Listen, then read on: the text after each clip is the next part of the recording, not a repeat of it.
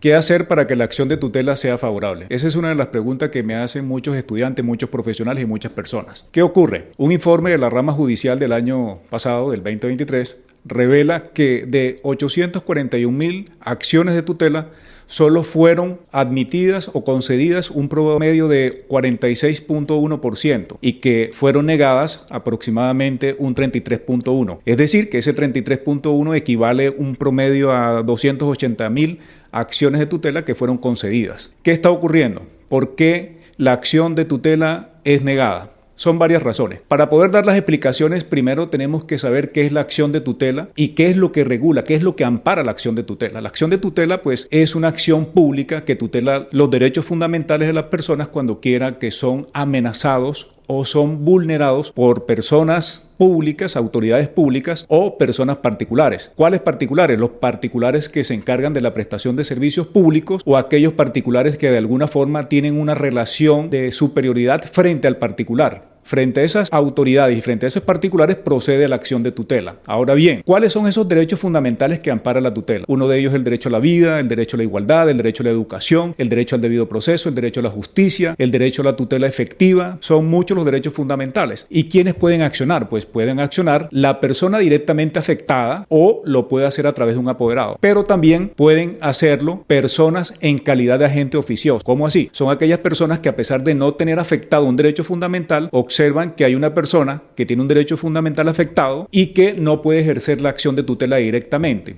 Eso es lo que se llama agencia oficiosa. Por ejemplo, un niño que esté desamparado, puede cualquier persona presentar una acción de tutela. Una persona que se encuentre en condiciones de inferioridad, igualmente puede actuar cualquier ciudadano como agente oficioso. Igualmente pueden hacerlo los ministerios públicos, las personerías, la Defensoría del Pueblo. Todos ellos pueden promover la acción de tutela. Ahora bien, ¿cuál es la finalidad de la acción de tutela? La finalidad de la acción de tutela depende, porque esa vulneración o amenaza del derecho fundamental puede ocasionarse por acción o por omisión. Entonces, si la conducta es activa, es decir, por acción, lo que la tutela busca es hacer cesar esa conducta activa para que sean amparados los derechos fundamentales de ese ciudadano. Pero si por el contrario estamos en presencia de una omisión, es decir, un no harás, una situación donde la autoridad pública o el particular no hace nada, la acción de tutela lo que lleva es a que esa persona, esa autoridad pública, acometa la acción que ordena la Constitución y la ley. Pero ojo, hay que tener mucho cuidado, porque estos derechos fundamentales no son los que están previstos en la ley, sino en la Constitución política, en esa parte que se refiere a los derechos fundamentales de las partes. ¿Cuáles son? Ya los enunciamos ahorita: el derecho a la vida, el derecho a la salud, debido proceso, etcétera, etcétera. Ahora bien, ¿qué está ocurriendo con la acción de tutela? En muchos casos, pues,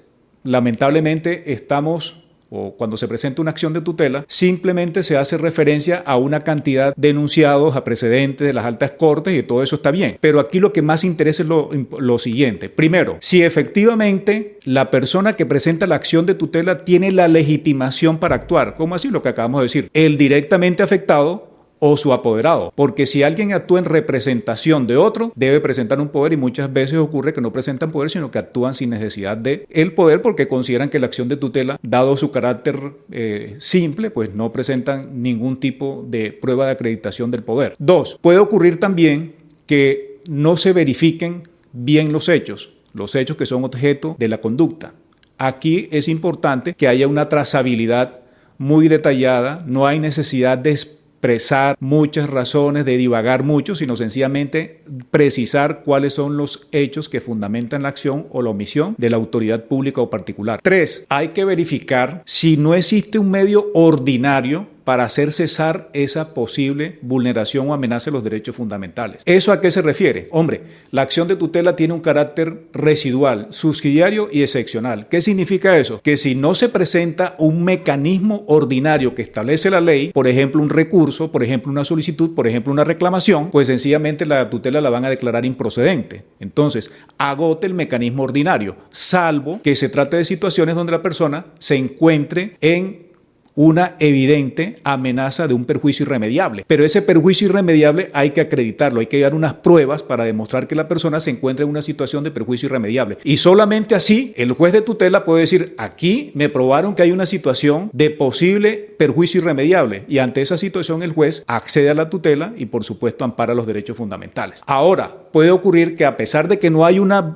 demostración o acreditación de un perjuicio irremediable, la ley contempla y la Constitución contempla que hay unos sujetos que tienen una especial protección. ¿Cuáles son esos? Las personas que se encuentran en una situación de especial protección constitucional, por ejemplo, las mujeres embarazadas, por ejemplo, los padres o madres cabeza de familia, los niños tienen una situación privilegiada y otros. También hay unas personas que se encuentran en un estado de debilidad manifiesta, por ejemplo, el caso de los adultos mayores, que no son los ancianos de la tercera edad, porque los ancianos de la tercera edad o las personas de la tercera edad se encuentran en una situación ya de sujetos de especial protección, pero hay otros que se llaman adultos mayores. Esos adultos mayores se encuentran en un estado de vulnerabilidad. También puede ocurrir con las personas que son discriminadas por razón de la raza, del sexo, del origen, de la religión. Ese grupo de personas también tienen un estado de debilidad manifiesta. En conclusión, no se requiere que usted tenga que detallar cuál es el precedente que ha regulado el caso concreto. No se ponga a fundamentar todas esas jurisprudencias recientes, anteriores, y llene un escrito de fundamentaciones jurídicas que son muy interesantes, pero que ya el juez por lo general la conoce.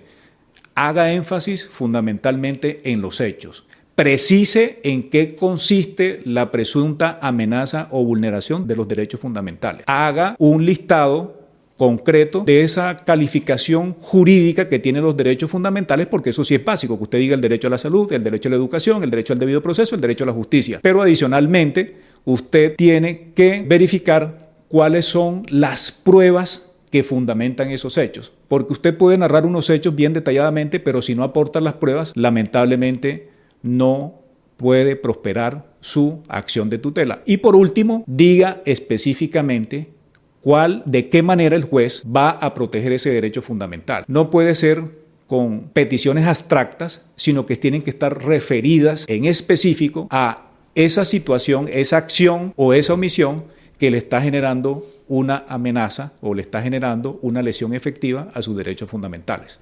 No olvides suscribirte a nuestro canal. Aquí abajo damos los datos. Cualquier pregunta que tengas, con mucho gusto aquí podemos absolverla. Igualmente, suscríbete a nuestro canal para seguirte dando mucha información importante, y también opina sobre qué tema quieres que desarrollemos en una próxima charla. Muchas gracias y hasta la próxima.